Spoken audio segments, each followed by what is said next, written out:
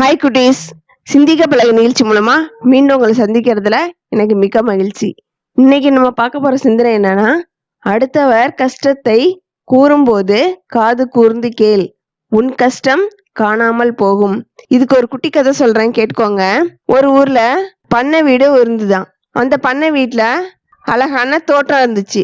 அந்த தோட்டத்துல ஆடு கோழி வளர்த்து வந்தாங்களாம்.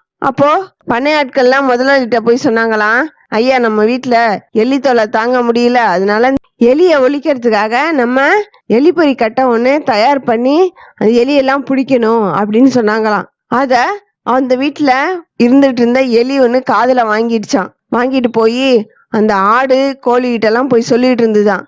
அதுக்கு அந்த ஆடு கோழிலாம் என்ன சொன்னிச்சான், உனக்கும் வேற வேலை இல்ல, உங்க பண்ணை ஆட்களுக்கும் வேலை இல்ல, நாங்க போறோம் எங்க வேலையை பார்த்துக்கிட்டு அப்படின்னு சொல்லி போயிடுச்சுங்களாம். ரொம்ப மனசு வேதனைப்பட்டு அந்த எலி என்ன பண்ணிச்சான், போயிடுச்சான். ஒரு நாள் அந்த பண்ணையாரோட மனைவிக்கு உடம்பு சரியில்லாம போயிடுச்சான்.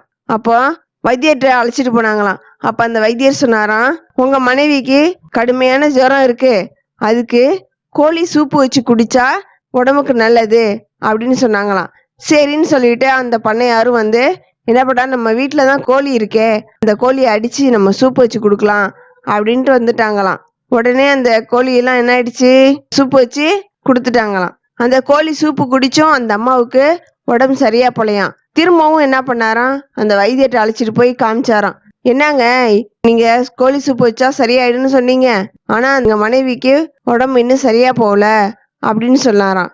சரி, இன்னொரு வைத்தியம் இருக்கு, அந்த மருந்து கொடுக்குறேன், அதோட சேர்த்து ஆட்டுக்கால் சூப்பும் கொடுத்தீங்கன்னா கட்டாயம் சரியாயிடும் அப்படின்னு சொல்லி அனுப்பிட்டாராம். சரின்னு என்ன பண்ணாராம், வீட்டுக்கு அழைச்சிட்டு அதே மாதிரி செஞ்சாராம். உடனே அந்த அம்மாவுக்கு சரியா போயிடுச்சான். எலி நினைச்சுக்கிச்சான், நாம் என்னைய எலிப்பொறி கட்டை வச்சு பிடிக்க போறாங்க அப்படின்னு நம்ம கோழிகிட்டையும் ஆடுகிட்டையும் சொன்னோம். என்னோட கஷ்டத்தை சொன்னேன், அதுங்க என்னன்னா காதுல வாங்காமலே போயிடுச்சு. இப்ப பாத்தீங்களா யாரு இறந்து போனா அப்படின்னு, ஆடும் இறந்து போயிடுச்சு, கோழியும் இறந்து போயிடுச்சு. இதுதான் நிலைமை.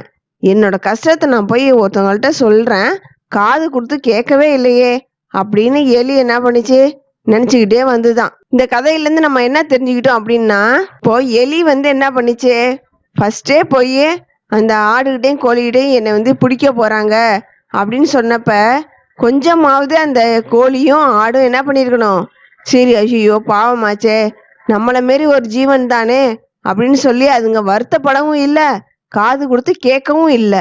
அதனால என்ன ஆயிடுச்சு, அதுங்க ரெண்டும் முன்னாடியே இறந்து போயிடுச்சு. இதுதான் இந்த கதையில இருந்து நம்ம தெரிஞ்சுக்கிட்டோம்.